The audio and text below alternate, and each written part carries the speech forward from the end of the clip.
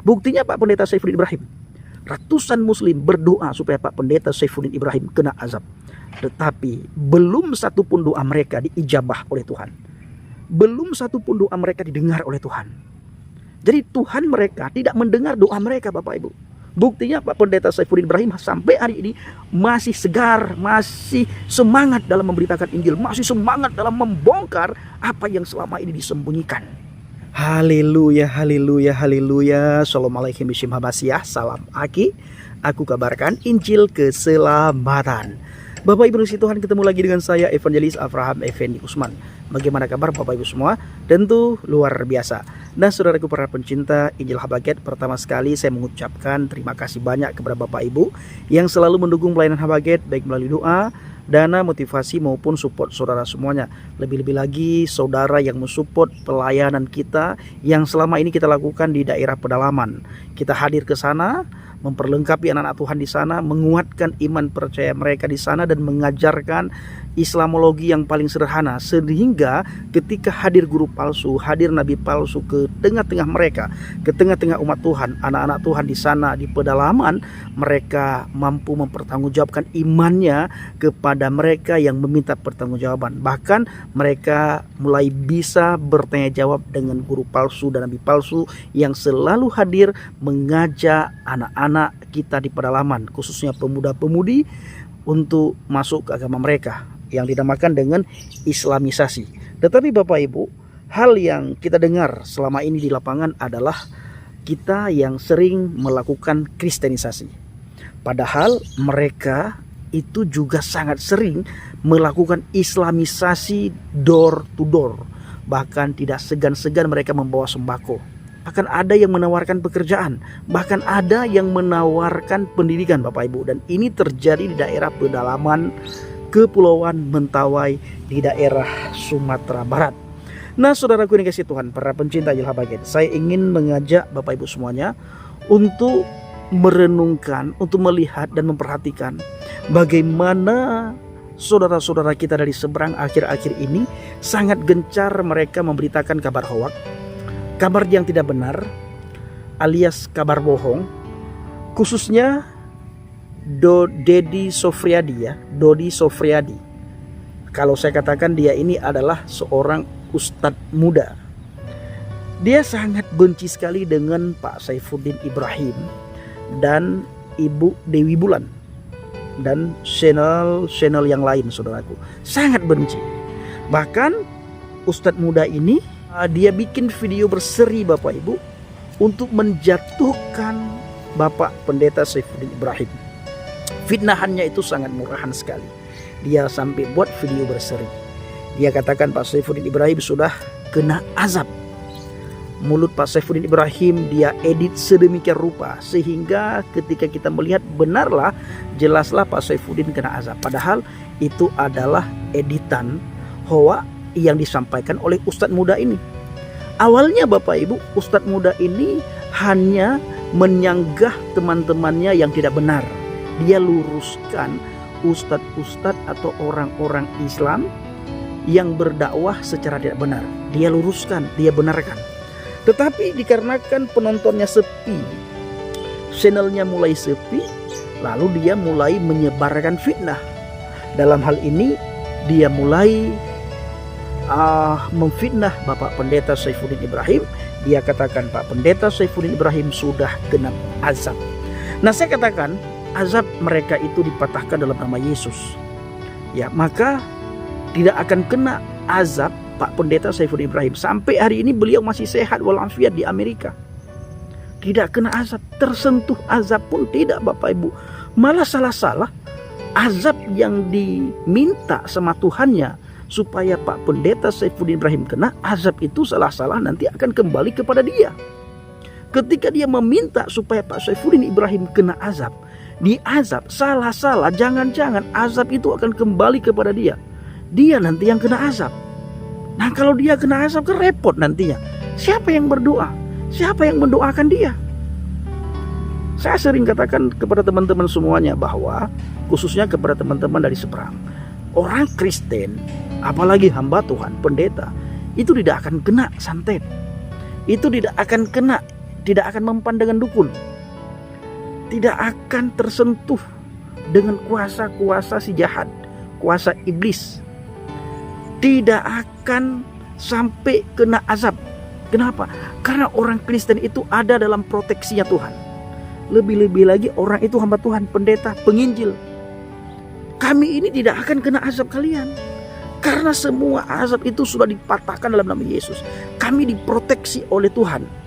Ada proteksi Tuhan di setiap langkah kami. Dan ini adalah janji Tuhan. Kami selamat. Ketika kami berada dalam firman Tuhan, kami bukan saja selamat di akhirat nanti, tetapi masa di dunia ini kami selamat. Nah, buktinya Pak Pendeta Saifuddin Ibrahim. Ratusan muslim berdoa supaya Pak Pendeta Saifuddin Ibrahim kena azab. Tetapi belum satu pun doa mereka diijabah oleh Tuhan. Belum satu pun doa mereka didengar oleh Tuhan. Jadi Tuhan mereka tidak mendengar doa mereka, Bapak Ibu. Buktinya Pak Pendeta Saifuddin Ibrahim sampai hari ini masih segar, masih semangat dalam memberitakan Injil, masih semangat dalam membongkar apa yang selama ini disembunyikan. Nah, ini dia Bapak Ibu.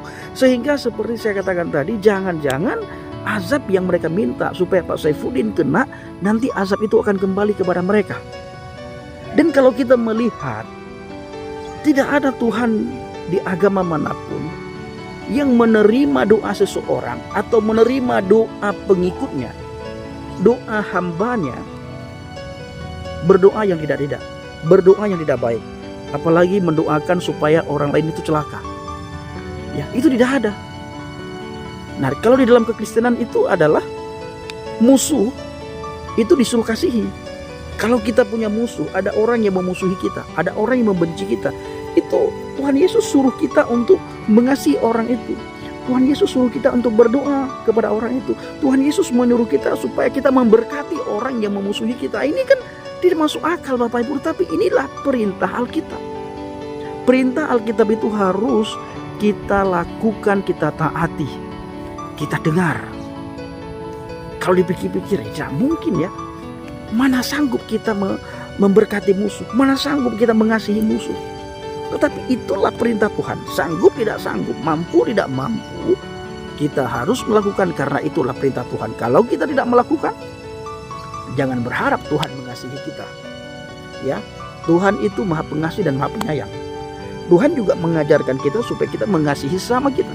Bahkan Yesus memerintahkan kita supaya kita mengasihi orang yang memusuhi kita, orang yang membenci kita, orang yang menghina kita, orang yang mencemooh kita, orang yang mencaci maki kita. Tuhan menyuruh kita untuk mengasihi, Tuhan menyuruh kita untuk mengampuni, Tuhan menyuruh kita untuk memberkati mereka. Tiap hari ketika kita berdoa, kita mendoakan orang yang memusuhi kita supaya orang itu hidupnya baik, hidupnya diberkati, hidupnya diampuni oleh Tuhan, hidupnya diberkahi oleh Tuhan, pekerjaannya diberkati oleh Tuhan. Ini yang diperintahkan oleh firman Tuhan. Makanya hidup orang Kristen itu adalah hidup yang sangat banyak damai sejahtera dan sukacitanya. Karena hidup orang Kristen yang benar-benar tinggal dalam Kristus itu, orang itu tidak punya musuh. Tidak ada musuh. Bagaimana ada musuh? Orang yang memusuhi saja Tuhan perintahkan supaya kita memberkati, mendoakan, dan mengasihi. Nah, kira-kira bila ini semua umat manusia lakukan, adakah terjadi perselisihan? Perselisihan pasti terjadi. Adakah terjadi kekacauan? Adakah terjadi peperangan? Adakah terjadi pertikaian? Adakah orang yang rela mati demi membela ini, membela ini, membela ini? Tidak ada. Kenapa? Nah, itu dia Bapak Ibu. Karena Tuhan menyuruh kita untuk mengasihi. Sekalipun dia membenci, memusuhi kita, sekalipun dia ingin mencelakai kita, sekalipun dia ingin mencoba untuk membunuh kita, Tuhan perintahkan kita supaya kita mengasihi, mengampuni. Mengasihi, mengasihi lebih sungguh.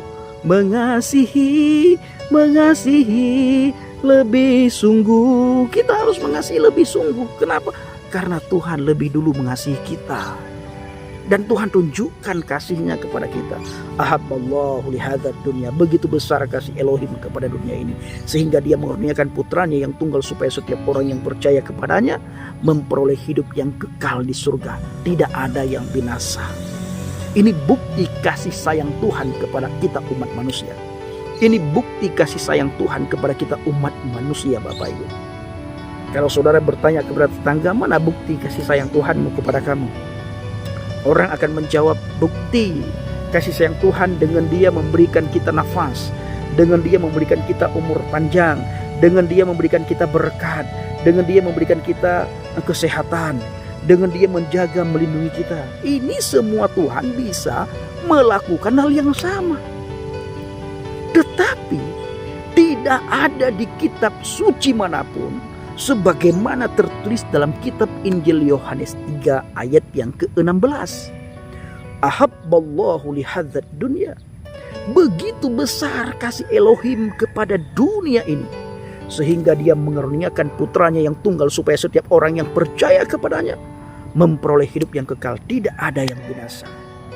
Ini tidak ada pada agama-agama lain, tidak ada pada kitab-kitab lain, Bapak Ibu.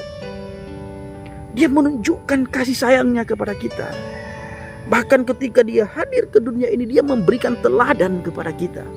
Dan kita ikuti teladan dia, saudaraku, sehingga kita bisa sampai ke surga. Maka dia berani berkata dalam Injil Yohanes 14 ayat yang ke-6.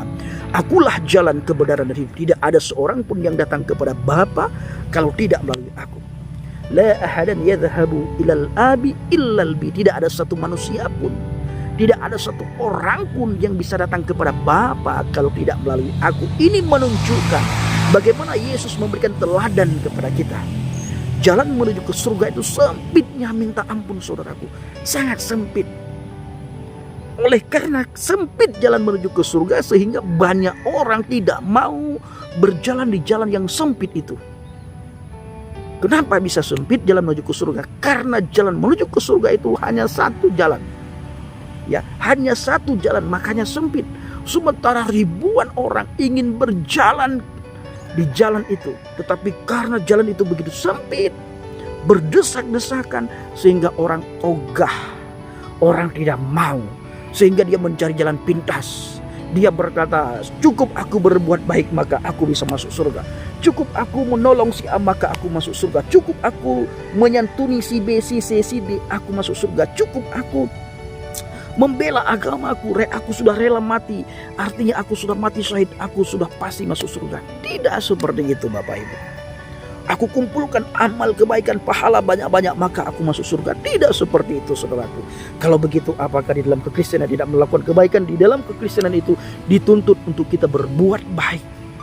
Bahkan saking baiknya diperintahkan oleh firman Tuhan kepada kita, musuh, orang yang memusuhi, orang yang mencaci maki, orang yang menghina, orang yang ingin menghabisi kita, orang yang ingin membunuh kita, Tuhan perintahkan supaya kita mengampuni, berdoa, dan memberkati orang itu. Mana ada ajaran seperti ini, Bapak Ibu? Itulah ajaran daripada Adonai Yeshua HaMasiah. Kalau dahulu kala Yeshua berkata kepada para murid, engkau mendengar firman, kasihilah sesama manusia sebagaimana engkau mengasihi dirimu sendiri. Tetapi mulai hari ini, mulai detik ini, Yeshua katakan, kasihilah musuhmu. Ini kata Yesus, aku berkata kepadamu, kasihilah musuhmu dan doakan mereka yang menganiaya kamu. Nah ini saudaraku, jadi Bapak Ibu dikasih Tuhan para pencinta Ajal Habaget, kepada Ustadz muda yang berdoa supaya Pak Saifuddin Ibrahim kena azab, stop. Ya, stop. Pak Saifuddin, semakin Anda berdoa bahwa supaya Pak Saifuddin kena azab, semakin sehat Pak Saifuddin. Ada yang berkata, Bro Pendi, kau blo macam-macam Bapak Ibu komentar orang. Dia berkata begini, yang dimaksud azab bukan saja dia mengalami sakit, mengalami hal-hal bla bla bla bla. Yang dimaksud azab juga adalah ketika dia terpisah dari keluarganya. Ini bukan azab, dia terpaksa terpisah. Terpaksa terpisah, Bapak Ibu. Seperti saya terpisah dari orang tua saya. Saya anak tunggal. Terpaksa. Kenapa? Karena iman. Karena kepercayaan. Apakah saya tidak mengasihi mama saya? Saya tiap malam berdoa supaya mama saya suatu saat terima Yeshua HaMasiah sebagai Tuhan dan Juru Selamat. Saya pegang apa kata firman Tuhan. satu orang bertobat, satu orang percaya, maka seluruh isi rumahnya akan diselamatkan. Saya sabar menanti tergenapinya firman Tuhan itu, Bapak Ibu. Saya sangat yakin, saya sangat percaya. Mama saya juga bisa melihat orang-orang yang saya kasihi di Aceh, mereka sangat melihat bagaimana perubahan yang mereka lihat dalam diri saya setelah saya menjadi orang percaya kepada Yesus Kristus. Buah-buah pertobatan itu pasti mereka bisa lihat, mereka bisa rasakan. Nah, Bapak Ibu, saya ingin berharap kepada orang-orang di luar sana yang berdoa kepada para apologet supaya para apologet diazab. Doa kalian itu percuma. Jadi saran saya, berdoalah yang baik-baik, ya, karena tidak ada doa yang diijabah oleh Tuhan. Tidak ada doa yang diijabah oleh Tuhan bila doa itu tidak baik. Apalagi doa kita meminta supaya orang lain celaka, itu tidak akan diijabah oleh Tuhan. Nah, maka dari itu kepada ustadz muda, ya, berdakwahlah dengan baik, dengan sopan santun. Anda itu terkenal loh sopan santunnya, tapi selama ini Anda sudah agak-agak ngawur bicara. Nah, seharusnya ketika Anda mendengar penyampaian daripada Bapak Pendeta Saiful Ibrahim, Anda cross check, Anda buka data Anda, apakah benar yang disampaikan oleh Bapak Pendeta Saiful Ibrahim atau salah. Ya, kalau benar, akui itu benar. Mungkin beda penafsiran, tetapi itu tetap kebenaran. Kenapa saya katakan itu tetap kebenaran? Karena yang disampaikan itu ada datanya, bukan omdo. Ada datanya, ada ayatnya, ada dalilnya, ada hadisnya. Nah, jadi itu adalah satu hal yang benar, kecuali apa yang disampaikan itu tidak ada data. Ayatnya tidak ada, dalilnya tidak ada, hadisnya tidak ada. Ini baru satu hal yang tidak benar. Tapi bila yang disampaikan itu berdasarkan data, berdasarkan apa yang tertulis, berarti itu bukan penghinaan. Ya, bukan penghinaan, apalagi penistaan agama. Penistaan apabila itu tidak sesuai dengan apa yang tertulis. Kalau sesuai dengan apa yang tertulis, itu bukan penistaan. Nah, baik saudaraku ini kasih Tuhan, para pencinta Injil Habaget, kiranya video singkat ini benar-benar menjadi berkat bagi kita semuanya. Shalom alaikum bishim hamasiah, salam aki. Aku kabarkan Injil keselamatan. Bapa Yahweh bishim Adonai Yesus hamasiah waruah Kodes memberkati kita semua. Haleluya, amin, salam murtadin. Saya mengucapkan sekali lagi terima kasih banyak kepada Bapak Ibu yang selalu mendukung pelayanan Habaget. Terima kasih.